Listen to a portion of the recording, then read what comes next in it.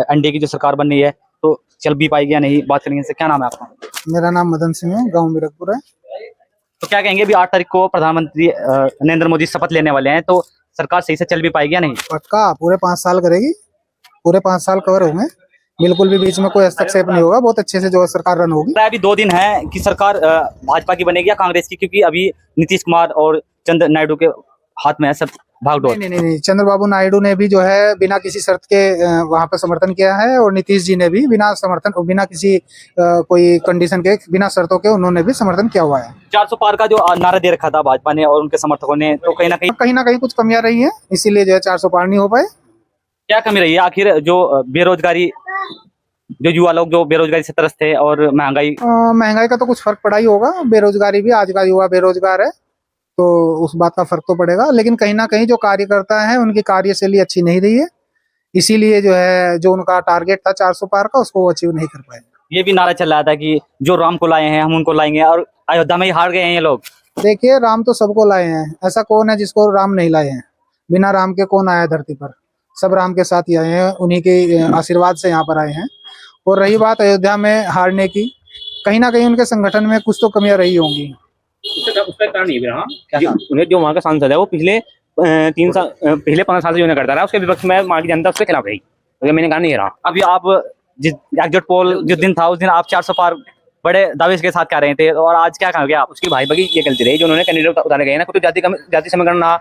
इन्होंने पुराने टिकट सबको दिए, टिकट चेंज नहीं करा, कैंडिडेट चेंज नहीं करा। मुख्य कारण ये कि सरकार को गुमान हो गया था कि इस बार भी 400 पार का जो नारा दे रही है, नहीं, मोहम्मद सरकार बनाएंगे, अपने सरकार बनाएंगे, नीतीश साथ में, सब साथ में, वैसे कोई दिक्कत नहीं है।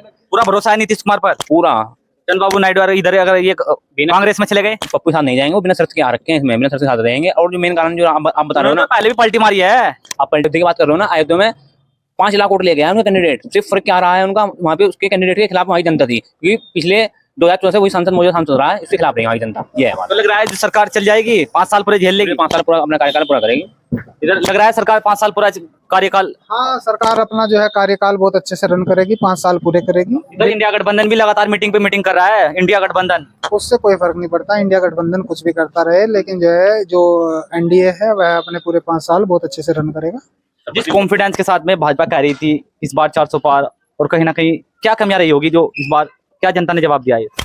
देखिए, जो लोकल कार्यकर्ता होते हैं कहीं ना कहीं उनकी कमियां होती है। जैसे हमारे यहाँ पर मंत्री जी हैं कुंवर ब्रजेश सिंह, जो उनके नीचे जो नेतागण होते हैं वो कमियां करते हैं। तो ऐसा तो है नहीं कि डायरेक्ट जो है मोदी जी की खिलाफत हो रही है या ब्रजेश जी की खिलाफत हो रही है। जो उनके साथ में साथी लोग होते हैं उनकी खिलाफतें होती हैं, उनकी वजह से नहीं होती है। कहीं ना कहीं रुझान से भी ऊपर सीटें इस बार दिखाई दी, और यूपी में खासतौर से काफी अच्छी सीटें ले गए अखिलेश यादव। देखिए, उसका श्रेय जाएगा जो इनका जातीय समीकरण है वो कहीं ना कहीं गड़बड़ाया हुआ है। जातीय समीकरण को इन्होंने थोड़ी जो है ज्यादा प्रधानता दी है, और ऐसा नहीं होना चाहिए। जातीय समीकरण कुछ नहीं होता। हिंदू धर्म को इन्होंने बढ़ावा, शायद मुझे लगता है, मेरा अपना ओपिनियन है कि इस बार ये हिंदू धर्म को छोड़ के जातीय समीकरण पे पहुंच गए, इसीलिए इनको जो है ये नुकसान उठाना पड़ा। अच्छा, हिंदू धर्म को छोड़कर बीजेपी जातीय समीकरण पर चले गई? हाँ, ये मेरा अपना ओपिनियन है। इधर ठाकुर समाज को तो इन्होंने टिकट नहीं दिया, में नाराज थे, इसलिए मैं इधर इमरान मसूद पर गए। ये भी तो जातीय समीकरण नहीं रहा। अगर ऐसा था तो एक ठाकुर को टिकट दे देना चाहिए था। ये भी तो खिलाफत ही रही, क्यों नहीं दिया? एक ठाकुर को दे ही देते भाई। हमारे योगी जी हैं, वो भी ठाकुर हैं, वो बढ़ावा भी देते हैं ठाकुरवाद को बहुत ज्यादा। अगर एक टिकट हमारे इधर पश्चिम में किसी ठाकुर को दे ही देते तभी क्या था, दे देना चाहिए था। उनकी खिलाफत मोल क्यों ली? उन्हें तो पूरा भरोसा था कि इस बार जनता हमें 400 पार दिलाएगी। नहीं, अगर भरोसा था और फिर जो है ठाकुर इनके पक्ष में नहीं रहे, क्यों नहीं रहे? वो इसीलिए नहीं रहे ना कि इनको टिकट नहीं हुआ। कोई टिकट वितरण में कहीं ठाकुर समाज का कोई नाम नहीं है। एक आध टिकट तो हो जाना चाहिए था।